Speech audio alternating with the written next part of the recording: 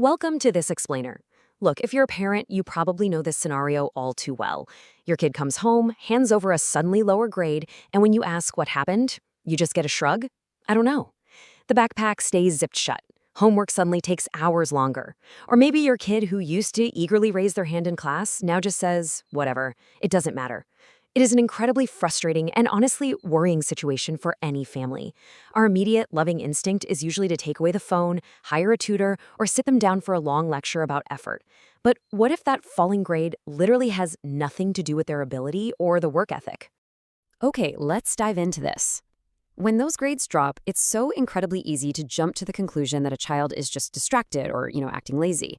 But often, the reality is a whole lot more complex, and honestly a lot more heartbreaking. A child who feels watched, mocked, or threatened at school, they might not be ignoring their work. They might actually be using absolutely all of their cognitive energy just to monitor social danger. They're sitting right there at their desk, but mentally? Mentally, they are bracing for the next difficult encounter in the hallway or the cafeteria. So today, we're going to look really closely at this invisible barrier to learning.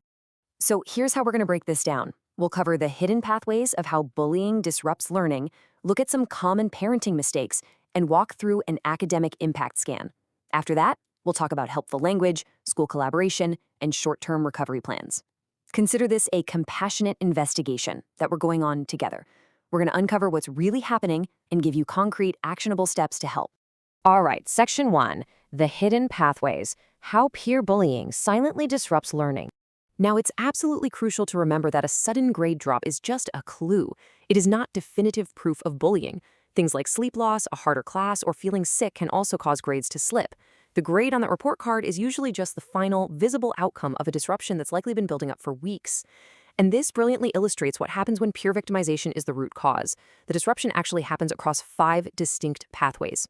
First up, attention shifts. Look, learning requires working memory, but a child anticipating ridicule, they're busy scanning faces, tracking whispers, checking group chats.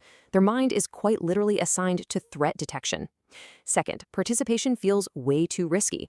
Raising a hand makes a student visible, right? And if visibility leads to mockery, well, silence becomes a shield. Third, avoidance reduces actual learning time. This looks like taking the long way to class, asking for frequent nurse visits right before lunch, or chronically missing the bus. They're physically in the building, but they're avoiding instruction just to stay safe. And finally, digital spillover. This means the bullying follows them right into their bedroom via their phones, ruining their sleep and emotional regulation.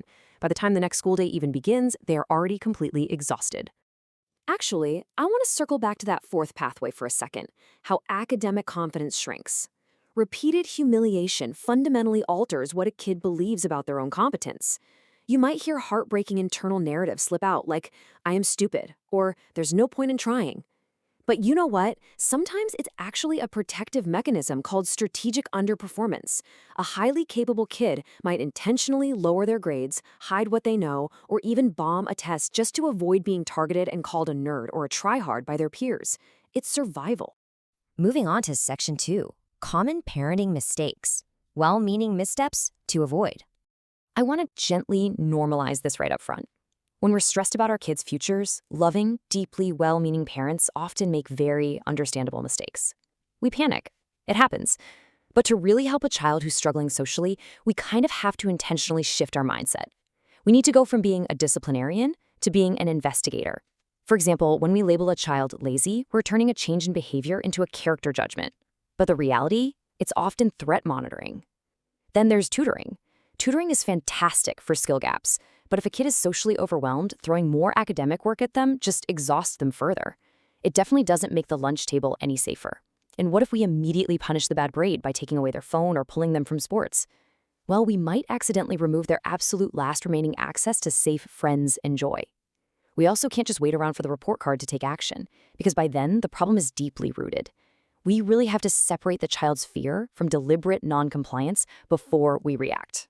And here is a crucial caveat that we absolutely cannot overlook. High achievers are not immune. Please, please do not use A+ as automatic proof of your child's well-being.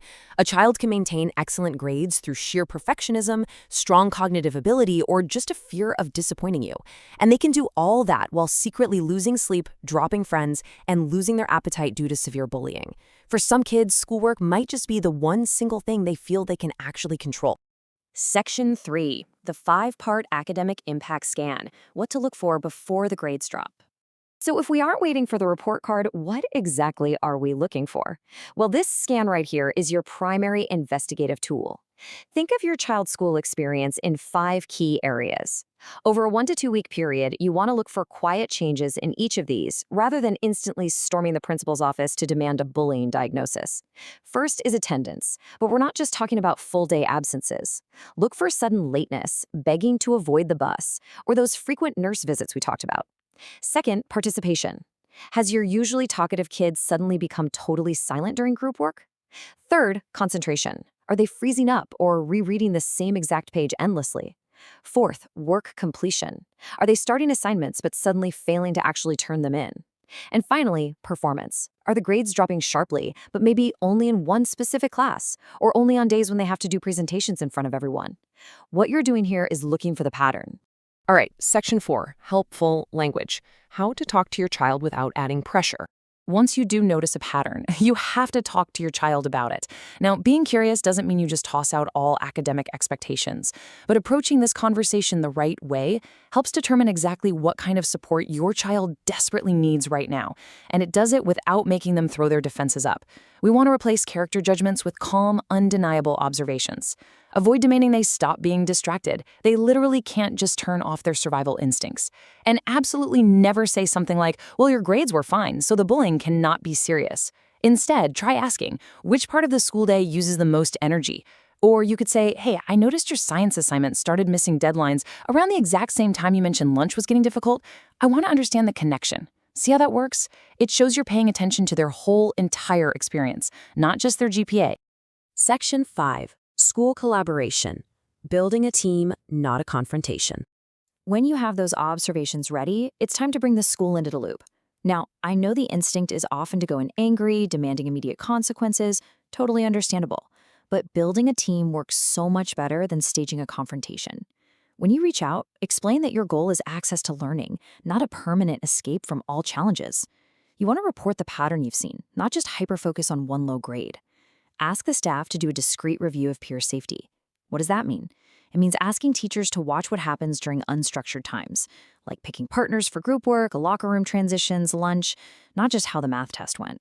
You want to identify a safe adult the child can go to, ensure those tricky transitions between classes are supervised, and request a short-term learning recovery plan so they can catch up on missed instruction without feeling like they're being punished.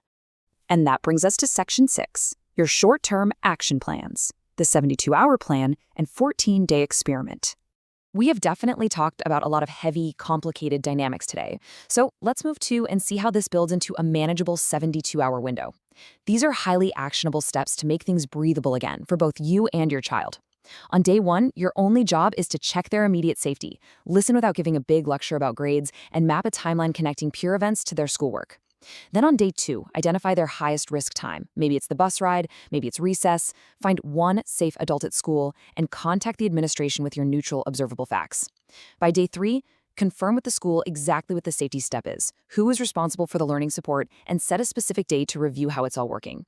And please, please remember, if you ever see severe physical symptoms, extreme anxiety, or threats of self-harm, bypass all of this and seek professional medical or emergency help immediately. That is absolutely priority number 1. Once those immediate 72 hours are handled, you move into what we call a 14-day experiment. During these 2 weeks, you track just one safety goal, like having a supervised lunch transition, and one learning goal, like turning in a single missing assignment.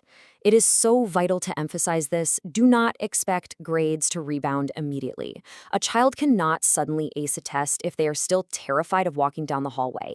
Improvement in that safety goal absolutely, 100%, must come before you are going to see an improvement in their academic scores.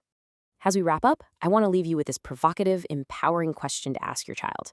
What is one small step we can take tomorrow to make school feel just a little bit safer? Falling grades might just be the visible end of a very invisible safety problem.